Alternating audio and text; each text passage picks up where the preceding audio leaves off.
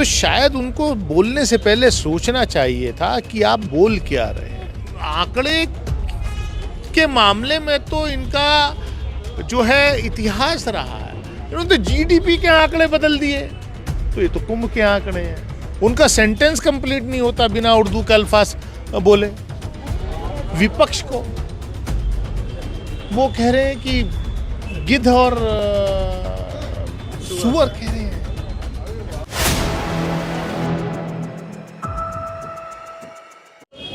नमस्कार, आप देख रहे हैं 4 PM। मैं आपके साथ नफीसा खान। उत्तर प्रदेश का सियासी पारा हाई है, महाकुंभ समापन की ओर बढ़ चुका है, लेकिन अभी भी सियासत जारी है। सवाल कई हैं कि आखिरकार महाकुंभ को लेकर इतना प्रचार क्यों किया गया और आंकड़े छुपाने की कोशिश अभी तक क्या उत्तर प्रदेश की सरकार करे। मेरे साथ पूर्व सांसद दानिश अली जी हैं, उनसे बातचीत करते हुए समझते हैं कि महाकुंभ और मौजूदा स्थिति को लेकर उनकी राय क्या है, क्योंकि जिस तरीके से उत्तर प्रदेश में एक बात एक बयान योगी जी के सामने आ रहे हैं। दानिश जी, मैं एक ही सवाल आपसे शुरुआत में लेती हूँ। आप ही के सूबे के सीएम योगी आदित्यनाथ जी हैं, उनकी भाषा दिन प्रतिदिन विवादित होती जा रही है, क्या कुछ कहना चाहेंगे?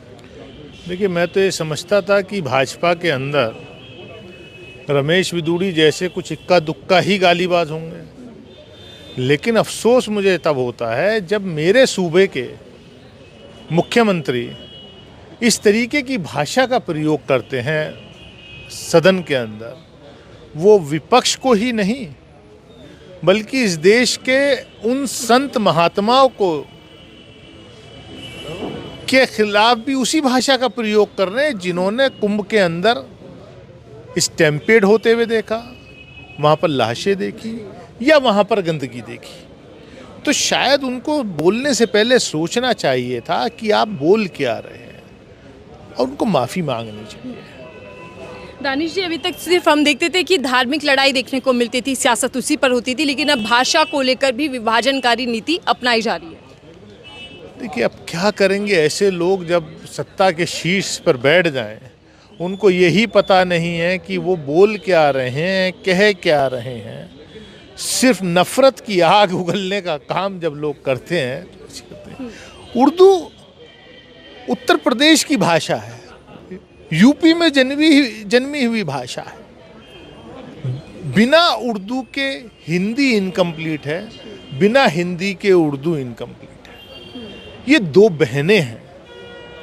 भाई से भाई को आप लड़ाने का काम रात दिन करते, बहनों को भी भाषा के आधार पर आप लड़ा रहे हैं। लेकिन योगी जी सीएम पद पर हैं, ऐसे भाषण उनके कौन लिख रहा है, कौन सलाह दे रहा है कि वो उर्दू कटमुल्ला शब्दों का इस्तेमाल करें? भाई, वो जब उर्दू के खिलाफ बोलते हैं तो उसी के दौरान, उस 30 सेकंड और 2 मिनट के भाषण के दौरान उर्दू के 2 दर्जन अल्फाज का इस्तेमाल करते हैं। उनका सेंटेंस कंप्लीट नहीं होता बिना उर्दू के अल्फाज बोले। अब ये बात अलग है, ये तो देश के नौजवानों को समझना कि बॉलीवुड में ताला लगवाना है क्या। उर्दू बंद कर दीजिए, बॉलीवुड में ताला लग जाएगा। सरकार से सवाल पूछेगा, ऐसे सवाल पूछेगा जिससे सरकार अनकंफर्टेबल हो, तो उनको कहाँ न्याय मिलेगा?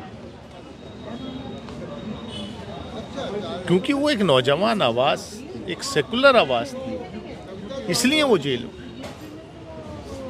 सर, कोर्ट के काम करने के तरीकों पे क्या कहेंगे, जिस प्रकार से कोर्ट काम कर रहा है? देखिए, देश की जनता सब देख रही है। ऐसे दौर आते हैं, गुजर जाते हैं। ये नौजवान लोग, ये लोग कुर्बानियां दे रहे हैं इस देश के लोकतंत्र को बचाने के लिए। हर चीज का रिव्यू होगा। सर, अभी कुंभ हुआ है और कुंभ को लेकर जो मुख्यमंत्री योगी आदित्यनाथ ने टिप्पणी दी कि जो जैसी भावना से आया उसको कुंभ में वही चीज़ दिखाई दी है, जिस प्रकार सुअरों को गंदगी और गिद्धों को लाश दिखाई दे रही है। देखिए, ये बहुत ही दुर्भाग्यपूर्ण है। मैं तो ये समझता था कि रमेश बिदूड़ी जैसे कुछ दीवाने ही ऐसी भाषा का प्रयोग करते हैं, लेकिन भाजपा के अंदर इतनी इस लेवल पर बैठे हुए लोग, मुख्यमंत्री के लेवल पर बैठे हुए लोग ऐसी भाषा का प्रयोग करते हैं। विपक्ष को वो कह रहे हैं कि गिद्ध और सुअर कह रहे हैं। भाई, जिसको जो दिखता है, कमाल है। कम से कम आप ये अल्फाज यूज़ करते वक्त आपको ये ध्यान रखना चाहिए था। कई संत महात्माओं ने, आदरणीय शंकराचार्य जी तक ने कहा, वहाँ के कुबंध के खिलाफ वो बोले हैं। तो क्या आप बोल रहे हो? बोलने से पहले आप, मैं कहता हूँ उनको माफ़ी मांगनी चाहिए। सर मीडिया के रूप में क्या कहना? लेकिन सर आरोप ये लग रहे हैं कि विपक्ष को सिर्फ नाकामियां ही दिखाई दी या खामियां दिखाई दे रही हैं, आस्था भी तो थी वहाँ पर। देखिए, भाजपा का, मोदी योगी जी का जो है आस्था में अवसर तलाशना जो है, ये उनका पहले से रहा है। उन्होंने कोरोना के दौरान भी जो है आपदा में अवसर तलाशे थे। किसी से घंटी बजवाई, कभी थाली पिटवाई, कभी प्लेट पिटवाई, समझे, और लोग लाशें जो हैं नहीं दिखाई दे रही थी। तो आप आस्था में अवसर मत तलाशिए। जो वहाँ कुप्रबंध हुए उस पर अगर कोई सवाल करता है, चाहे देश में कोई शंकराचार्य सवाल करते हैं, कोई संत महात्मा सवाल करते हैं, या विपक्ष सवाल करता है, विपक्ष का तो काम ही, अगर सरकार कोई गलत काम कर रही है तो उसको सही रास्ते पे लाना है। तो उसमें क्या गलत है भाई? दानिश जी, सबसे पहले आपके साथ बदजुबानी का इस्तेमाल किया गया, लेकिन नेताओं की बदजुबानी अभी तक थम नहीं रही और बीजेपी किसी तरीके का एक्शन नहीं लेती। जब बदजुबानी करने वालों की पीठ देश के प्रधानमंत्री थपथपाएं, जो देश के संविधान को तलांजलि देने की बात करते हों, जो कोई अगर कोई शेड्यूल कास्ट का, SC ST का, OBC का कोई बंदा किसी बाबा के, तथाकथित बाबा के पैर छू ले और वो उसको के भाग भाग भाग, उसको जाकर के वो अपना छोटा भाई बताएं, तो क्या होगा? दानिश साहब, क्या लग रहा है, देश 70-75 साल हो गए देश की आज़ादी को, तब से लेकर अब तक हिंदू मुस्लिम और दलित संबंध की जो लड़ाई है देश में थम नहीं रही है। कुछ सालों बाद या 1-2 साल के अंतराल पे कोई बड़ी सी घटना घटित हो जाती है। क्या लग रहा है, देश लोकतंत्र के हिसाब से चल रहा है?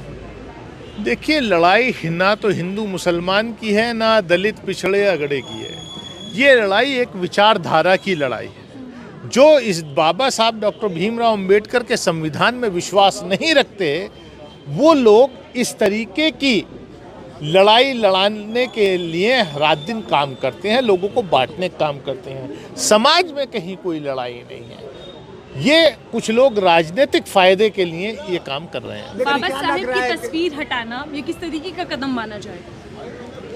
देखिए, जो लोग बाबा साहब के संविधान में विश्वास नहीं रखते, वो कहाँ बाबा साहब की तस्वीर में विश्वास रखेंगे? सर, मुल्ला मौलवी जैसे बयान जब विधानसभा में दिए जाते हैं, इसको किस रूप में देखते हैं कि एक वर्ग को कहीं ना कहीं टारगेट किया जा रहा है या इसके पीछे कोई उद्देश्य हो?